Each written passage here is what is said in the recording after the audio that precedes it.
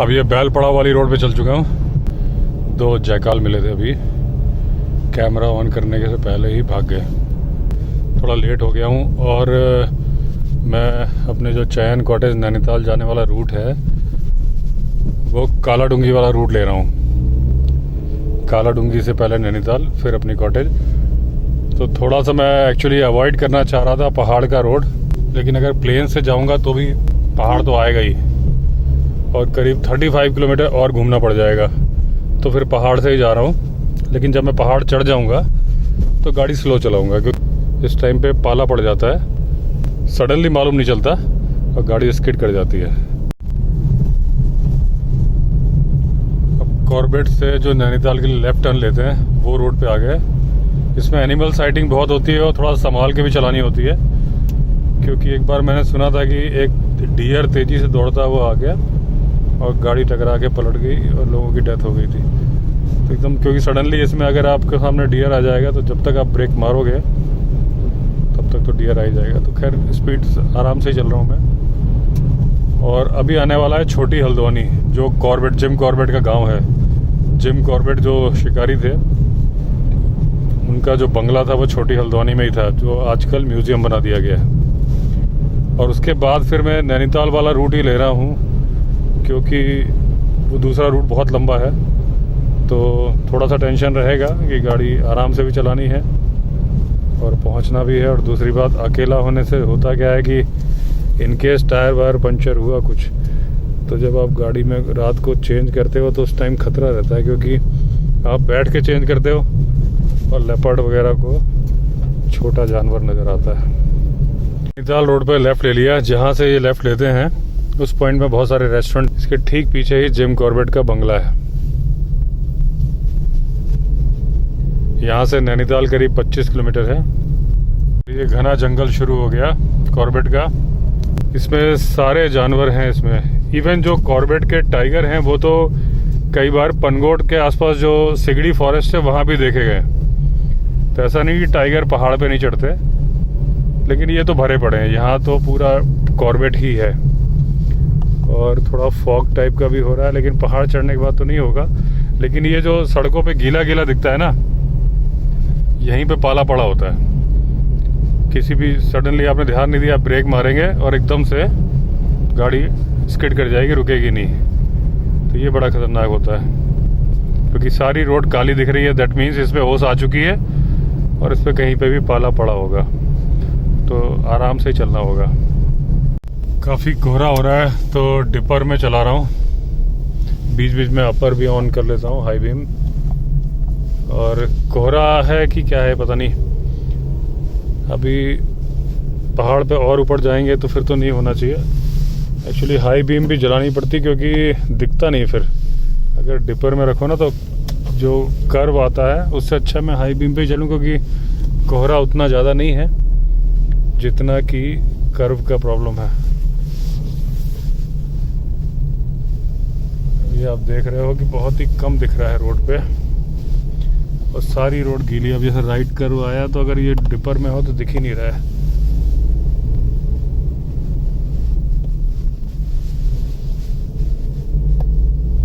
कोहरा ही होगा, बादल तो होंगे नहीं, क्योंकि बादल होते तो कहीं पे होते कहीं नहीं होते। ये पूरा चल रहा है लगातार। बीच बीच में एक आध गाड़ी आ जाती है, वरना एकदम सुनसान है। अब थोड़ा कम हुआ है फॉग, वो भी जब डिपर पे चलाओ। अगर अपर में चलाओ तो फिर भी काफ़ी है। मैं हमेशा बोलता था कि पहाड़ पे फॉग नहीं होता। जब मेरे दोस्त बोलते थे कई बार, पहाड़ी दोस्त, कि भाई पहाड़ पे धुंध होती है, मैं बोलता था बादल होते हैं। तो वो बादल भी होते हैं और फॉग भी होता है। अब मैं तो काफ़ी 20 किलोमीटर आ चुका हूँ और 20 किलोमीटर आने के बाद भी, प्लेन से पहाड़ के ऊपर आने के बाद भी इतना कोहरा है। इसका मतलब पहाड़ पे भी कोहरा होता है, मुझे आज मालूम चला है। बीच बीच में रोड एकदम चमकने वाली आ जाती है, वो पाला होता है। तो जब कोई अननोन आदमी होता है, जैसे अब मैं यूज्ड टू हूँ नहीं इस रोड पे, रोज तो चलता नहीं। जो लोकल होते हैं उनको मालूम होता है कि भाई कहाँ पे ब्रेक नहीं मारने, जहाँ पाला पड़ा है वहाँ ब्रेक वो नहीं मारते, उनको मालूम होता है। जो बाहर से बंदा आ रहा है वो उसको मालूम नहीं है, उसने सडन ब्रेक मारेगा और गाड़ी एकदम स्किड कर देगी उतरते वक्त तो बहुत ही ध्यान रखना पड़ता है, क्योंकि उतरते वक्त आपकी स्पीड थोड़ा तेज़ होती है। तो मैं गलत था नहीं, क्योंकि अब देखिए कोहरा एकदम ख़त्म हो गया। अगर ये पहाड़ पे कोहरा होता तो होता वो बाई चांस प्लेन्स की वजह से थोड़ा ऊपर उठ गया होगा, ये हमने ज़्यादा हाइट गेन नहीं की होगी। अब थोड़ा हाइट पे आए तो एकदम कोहरा नाम की चीज़ ही नहीं है, क्योंकि मैं हमेशा बोलता था पहाड़ पे कोहरा नहीं होता, वो धुंध, जो एक धुंध बोलते हैं जिसको, बादल होते हैं बहुत सारे। अब देखिए अगर कोहरा था प्लेन्स की तरह थे तो लगातार बने रहना चाहिए था, थोड़ा सा ऊपर आया एकदम कोहरा ख़त्म है। तो वो प्लेन्स का कोहरा था, जो पहाड़ पे हमने ज़्यादा हाइट गेन नहीं की थी, इसलिए चल रहा था। वाटरफॉल है नैनीताल वाला, रात को अब कुछ देख नहीं रहा इसमें। जो नैनीताल से 3 किलोमीटर पहले एक वाटरफॉल आता है, वो था ये। अब तब से कोई फॉग मिला नहीं है, नैनीताल आने वाला है। अब रोड एकदम स्मूथ चल रही है और यहाँ पाला भी नहीं है। एक्चुअली पाला दिख जाता है जहाँ थोड़ा शेडी पेड़ वेड़ ज़्यादा होते हैं। अब जैसे ये वाइट कलर की रोड दिख रही है, जहाँ पाला पड़ा होगा वहाँ काली रोड दिख रही होगी, तो वहाँ धीमी करनी पड़ेगी, क्योंकि जिस जगह पाला पड़ा है वहाँ ब्रेक नहीं मारना बस। हालांकि पाला पड़ने का रात के 9 बजे है, पाला पड़ने का टाइम शुरू हो चुका है, लेकिन क्योंकि यहाँ पे पेड़ नहीं है इसलिए यहाँ पाला नहीं है। अगर कहीं पाला दिखता है तो मैं दिखाऊंगा आपको भी। फ्रंट साइड में चल रहा है सड़िया ताल। एक्चुअली इसका नाम था सड़िया ताल, सड़ जाता है ना बस, सड़िया। ये तो पानी को रोक के एक आर्टिफिशियल लेक बना दी है, इसमें बोटिंग भी होती है। इसी का पानी आगे जाता है, वो जो वाटरफॉल है, तो इसको बोलते हैं सड़िया ताल। यहाँ इसके आगे बसेस अलाउड नहीं है अभी। अगर आप नैनीताल बस लेके आ रहे हैं, कॉर्पोरेट ग्रुप है कुछ है, तो यहीं पे पार्क हो जाएगी और उसके बाद फिर आपको बोलेरो और महिंद्रा मैक्स इस तरह की गाड़ियों में जाना होगा, क्योंकि इसके ऊपर बसेस अलाउड नहीं है। गांव का नाम है चार खेत, जैसे रानी खेत वैसे चार खेत।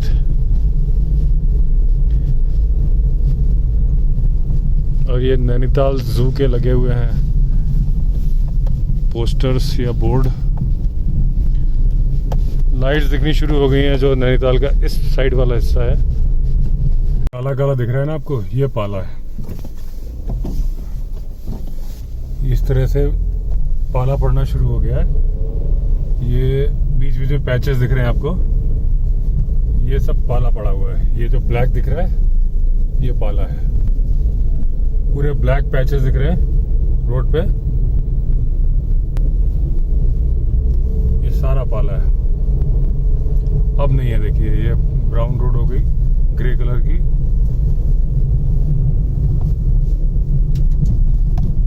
यहाँ पे नहीं है।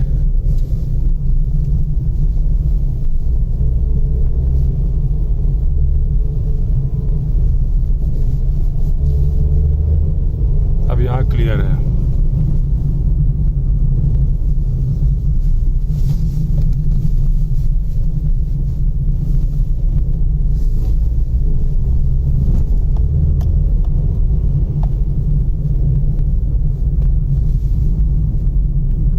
कुछ सेक्शन ऐसे होते हैं जहाँ बहुत सारा पाला पड़ा होता है, पूरा ब्लैक होता है, वहीं पे गाड़ी स्किड करती है। करने को इस पे भी कर सकती है, अगर आपका टायर उस पे पड़े और आपने उसी वक्त ब्रेक मारा होगा तो यहाँ पे भी स्किड कर जाएगी, लेकिन स्किड करके रुक जाएगी, क्योंकि आगे ये देखिए ये पाला पड़ा है, इस जगह पाला है। अब ये घने जंगल से आ गए ना, यहाँ पाला होगा। नैनीताल में एंटर करके ये रोड जाती है पनगोट। कल मैं इस रोड पे जाऊंगा। अब जैसे ही नैनीताल में आया देखिए पाला ही पाला है। अब यहाँ ब्रेक मारा और कहानी खराब। देख रहे हैं बीच बीच में ब्राउन रोड है, ग्रे है और ब्लैक है। जो ब्लैक है, अब मुझे यहाँ थोड़ा सा ब्रेक मारना पड़ेगा। तो ये इसमें जो है, इस गाड़ी में थोड़ी दिक्कत ये है कि ये ऑटोमेटिक है, अपने आप गियर बदल लेती है। ये देखिए यहाँ मैं पहले ब्रेक मार दूँ, क्योंकि मैनुअल मोड लगाना पड़ेगा नहीं तो, क्योंकि अपने आप स्पीड पकड़ के गियर चेंज कर लेती है। ये पूरा पाला है देखिए। अब यहाँ पे गलत ब्रेक मारा है, खटाक नीचे मारना, मैनुअली लगा दूँ यार मैं। ये कितनी सुंदर लग रही है नैनीताल की लाइट्स।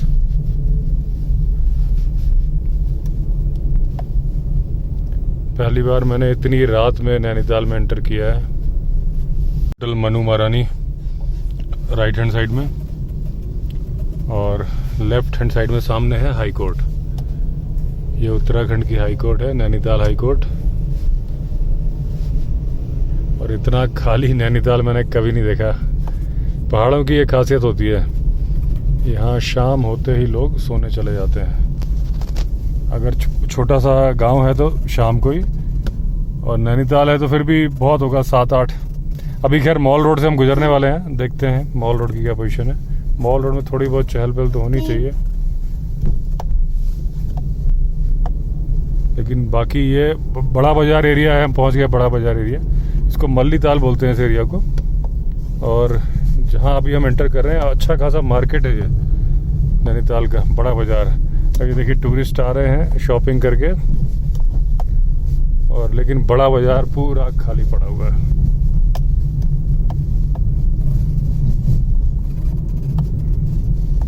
दुकानें वगैरह सब बंद हैं।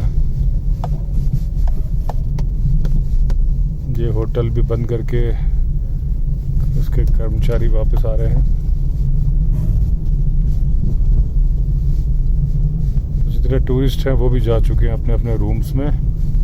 बाहर का टेम्परेचर है 4 डिग्री, आप ये देखो गाड़ी दिखा रही है टेम्परेचर 4 डिग्री। यहाँ है दुकानें कुछ खुली हुई हैं, लेकिन चहल पहल नहीं है। आज संडे का दिन है और टूरिस्ट की रश तो होना चाहिए। सैटरडे जो आते हैं, नहीं ऐसा संडे चेकआउट कर जाते हैं ना, वो सैटरडे नाइट रुकते हैं और संडे चेकआउट।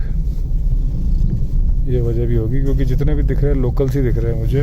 वो थे कुछ जो शॉपिंग करके जा रहे थे, वो थे टूरिस्ट। अब हम आ गए हैं मॉल रोड पे। यहाँ पाला भी नहीं है, यहाँ कुछ जगमग जगमग। हाँ ये टूरिस्ट है, यहाँ है, यहाँ रौनक है। ये राइट हैंड साइड में नैना देवी का मंदिर है, यहाँ टूरिस्ट घूम रहे हैं।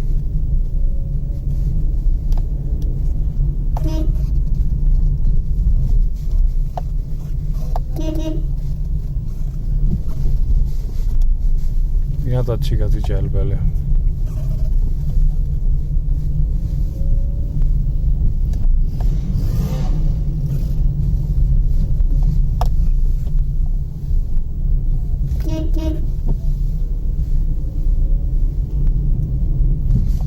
ये आग ताप रहे हैं। ये उल्टी साइड से गाड़ी क्यों आ गई भाई? ये तो रॉन्ग डायरेक्शन से आ गई।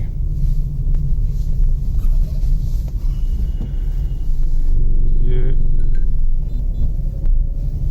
राइट हैंड साइड में लेक का व्यू आ रहा है, पानी का रिफ्लेक्शन दिख रहा होगा आपको।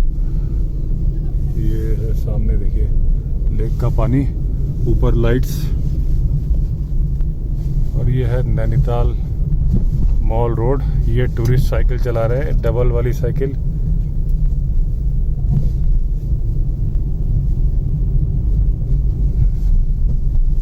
ये लेक,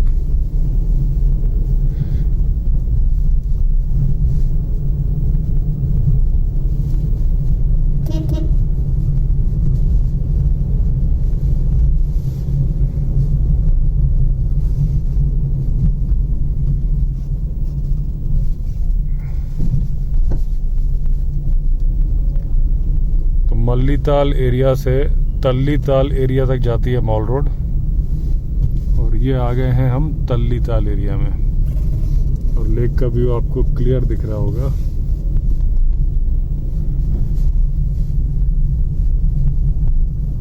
ठंड में आइसक्रीम का मजा ले रहे हैं टूरिस्ट। ये जू रोड थी, ऊपर जो जा रही थी जू जाती। ये लेक दिख रही है। अब ये मॉल रोड छोड़ के अब हम चल पड़े हैं चयन कॉटेज नैनीताल की तरफ, भवाली। यहाँ से 9 किलोमीटर है